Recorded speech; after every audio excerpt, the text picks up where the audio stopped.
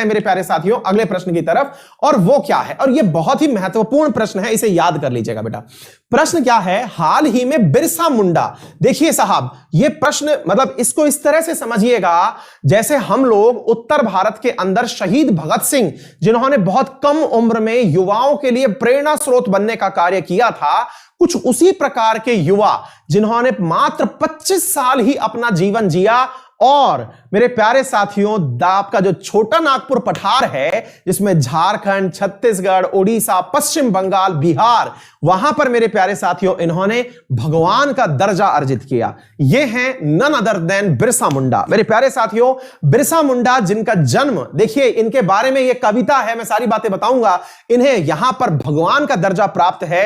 1875 में इनका जन्म हुआ, 15 नवंबर 1875 में, और मेरे प्यारे साथियों 1900 में, वर्ष 1900 में एक कारागार में इनकी मौत हो गई। वो कारागार किसी और का नहीं, अभी तो अंग्रेजों द्वारा बनाया गया कारागार था। मेरे प्यारे साथियों इनको कारागार में क्यों डाला गया, क्या ऐसा कारण था जिसकी वजह से ये भगवान का दर्जा प्राप्त किए, और इन्हें मतलब आपके झारखंड के अंदर तो इनके नाम से एयरपोर्ट है, इनका कब जन्म हुआ, क्या इनकी पूरी कहानी है, आइए हम विस्तार पूर्वक चर्चा करते हैं भारत में वीरों को, भारत में आदिवासियों के मसीहा रहे बिरसा मुंडा जी के बारे में। मेरे प्यारे साथियों बिरसा मुंडा जी के बारे में मुझे कुछ पंक्तियां मिली, और वो पंक्तियां इस प्रकार से हैं। मेरे प्यारे साथियों छोटा नागपुर प्लेट्यू पर बिरसा मुंडा जी के बारे में ऐसा कहते हैं, क्या कहते हैं, मैं केवल देह नहीं हूं, मैं केवल शरीर नहीं हूं, मैं जंगल का पुश्तैनी दावेदार हूं। मैं जंगल का पुश्तैनी यानी परंपरागत रूप से जंगलों का मैं पुश्तैनी दावेदार हूं। पुश्ते और उनके दावे मरते नहीं हैं, मैं भी मर नहीं सकता, मुझे कोई भी जंगलों से बेदखल नहीं कर सकता।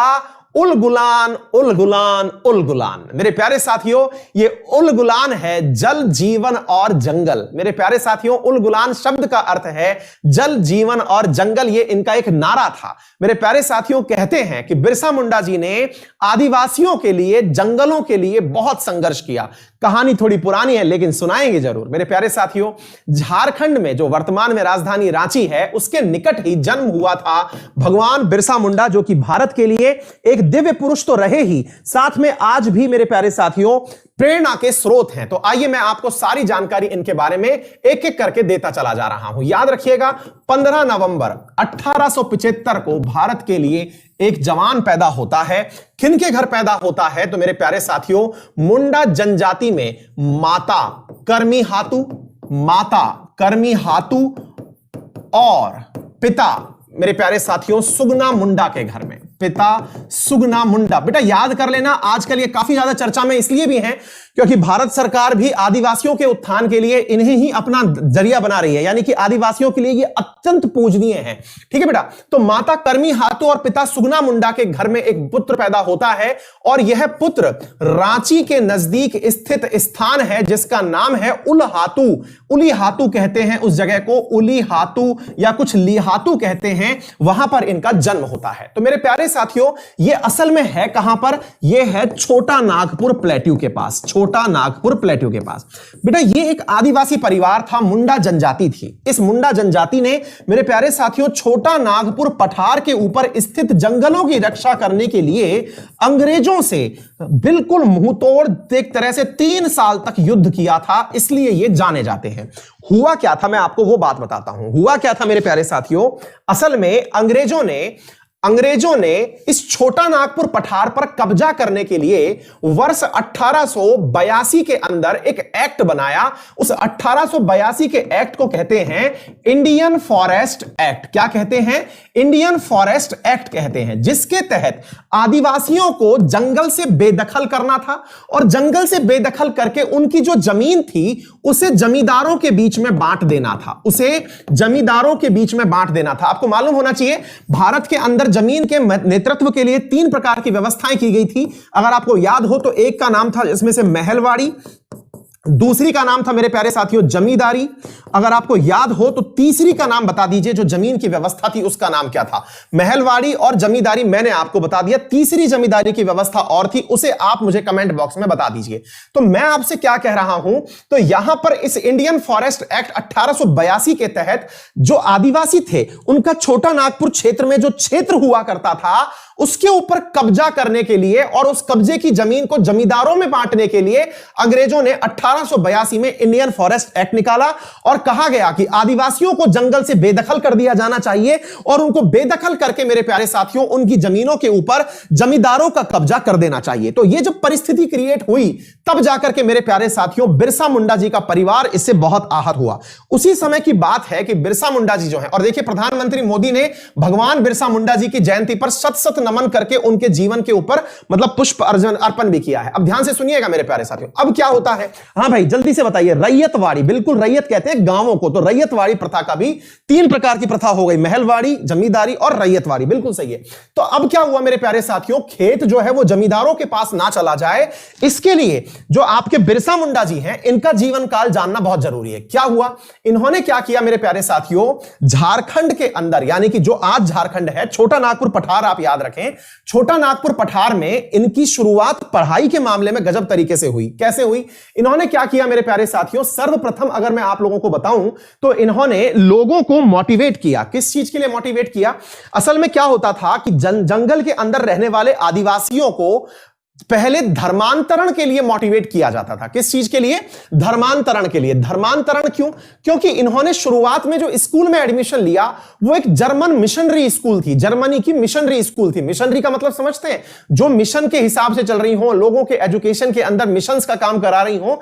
तो जर्मन मिशनरी स्कूल में इन्होंने बचपन में एडमिशन लिया, लेकिन वहां पता चला कि अगर आपको अच्छी एजुकेशन प्राप्त करनी है तो आदिवासियों को पहले धर्म परिवर्तित करना पड़ेगा। ऐसी परिस्थितियां देख करके इन्होंने स्कूल जाना छोड़ दिया और छोड़ करके इन्होंने लोगों के बीच में क्रांति लाना शुरू किया, लोगों को अवेयर कराना शुरू किया और समझाया कि देखिए इनका जो मेजर प्रयास है ये हमको जमीन से बेदखल करना है और हम अंग्रेजों को यह काम नहीं करने देंगे। सोच के देखिए 1882 में आया हुआ फॉरेस्ट एक्ट तो था, लेकिन अंग्रेजों की कभी हिम्मत नहीं हुई कि छोटा नागपुर पठार पर जाकर के जंगलों से आदिवासियों को हटा करके उनके खेतों पर जमींदारों का कब्जा करवा दिया जाए। ऐसी स्थिति में जब जब अंग्रेजों ने प्रयास किया, बिरसा मुंडा जी ने गुरिल्ला युद्ध नीति को अपनाते हुए अंग्रेजों को खदेड़ना प्रारंभ कर दिया। और मेरे प्यारे साथियों जब तक ये थे तब तक अंग्रेज इनके क्षेत्र में प्रवेश नहीं कर पाए। लेकिन दुर्भाग्य क्या था, अब वो समझिए मेरे प्यारे साथियों। दुर्भाग्य ये था, वर्ष 1900 के अंदर अंग्रेजों ने इनको पकड़ने के लिए 500 रुपए के इनाम की घोषणा करी। उस समय 500 रुपया बड़ा अमाउंट हुआ करता था। तो मेरे प्यारे साथियों जब इन्होंने 500 रुपए की घोषणा करी तो 500 रुपए की घोषणा में इनके ही किसी विश्वास पात्र ने बता दिया कि वो कहां लोगों का सम्मेलन कर रहे हैं। और मेरे प्यारे साथियों इन्हें अंग्रेजों के द्वारा उठा करके ले जाया गया और ले जा करके इन्हें जेल में डाल दिया गया। और मेरे प्यारे साथियों इनको जेल में डाल देने के बाद में इनका मेरे प्यारे साथियों 9 जून वर्ष 1900 को मात्र 25 साल की उम्र में जेल के अंदर निधन हो गया। तो मेरे प्यारे साथियों जेल में दी गई यातनाओं से इनका निधन हो गया और इन्हें उसके बाद से पूरे की पूरे उस छोटा नागपुर पठार, बिहार, उड़ीसा, झारखंड, ये जितनी भी जगह हैं यहां पर इन्हें धरती आबा के नाम से जाना जाता है। इन्हें मेरे प्यारे साथियों धरती पिता के नाम से जाना जाता है। किस नाम से जाना जाता है, धरती आबा और धरती पिता के नाम से जाना जाता है। तो ये जो बातें हैं आप लोगों को याद रख लेनी चाहिए कि धरती आबा के नाम से किसे जाना जाता है। इनका नाम है मेरे प्यारे साथियों आप लोगों के लिए क्या कहते हैं इनको, बिरसा मुंडा। क्लियर बेटा। तो मैंने आप लोगों को इनके बारे में सारी जानकारी दे दी। मुंडा परिवार के अंदर अंग्रेजों ने इनके खिलाफ इनके युद्ध करने की घोषणा की, इनको लेकिन कभी कोई गिरफ्तार नहीं कर पाया। इनके ही लोगों ने इनके बारे में जानकारी दे दी और इनका मेरे प्यारे साथियों वर्ष 1900 के अंदर इनका निधन जेल के अंदर हो गया था। ठीक है बेटा। चलिए तो ये सारी बातें हैं जो आप लोगों को अपने देश के नायकों के बारे में पता होनी चाहिए। मैं अक्सर विद्यार्थियों को, आप में से बहुत सारे लोग ऐसे होंगे जिन्हें भारत का जो इतिहास है वो इसलिए नहीं पता है क्योंकि इतिहास सामान्यतया ऐसे लोगों के द्वारा लिखा जाता है जो अपनी प्रशंसा या फिर अपने विजय गीत को सुनाना चाहते हो। मैं किसी के ऊपर टिप्पणी नहीं करूंगा, लेकिन एक निवेदन जरूर करूंगा। मेरे प्यारे साथियों, सामान्यतया हमारा जो परवरिश हुई है ना, उसके अंदर एक बहुत बड़ी कमी क्या है कि हमें हमेशा जिसकी भव्यता है उसी की तारीफ करने की आदत हो गई है। हम में से बहुत सारे लोग, ऐसे लोग जो बहुत लाव लश्कर के साथ चलते हो, बहुत बड़े गाड़ी घोड़ों के साथ चलते हो, उन्हें हम बड़ा आदमी मानते हैं। हम आदमी के काम से ज्यादा उसके चारों तरफ के माहौल को बड़ा मानते हैं मेरे प्यारे साथियों। लेकिन याद रखना, अगर आपको वाकई में आत्मसम्मान के साथ जीना है, खुद को इस तरह से जीना है कि आपको जो मिटाना चाहे मिटा लें, लेकिन दुनिया के दिल में आप राज करो, तो जिंदगी ज्यादा दिनों की नहीं, जितने दिन जियो उसे ऐसे जियो जिससे कि लोग आपको याद रखें। मेरे प्यारे साथियों, ऐसे ही एक मेरे मोटिवेशनल सोर्स हैं जिनके बारे में अक्सर मैंने काफी बार चर्चा करी है, जिनका नाम है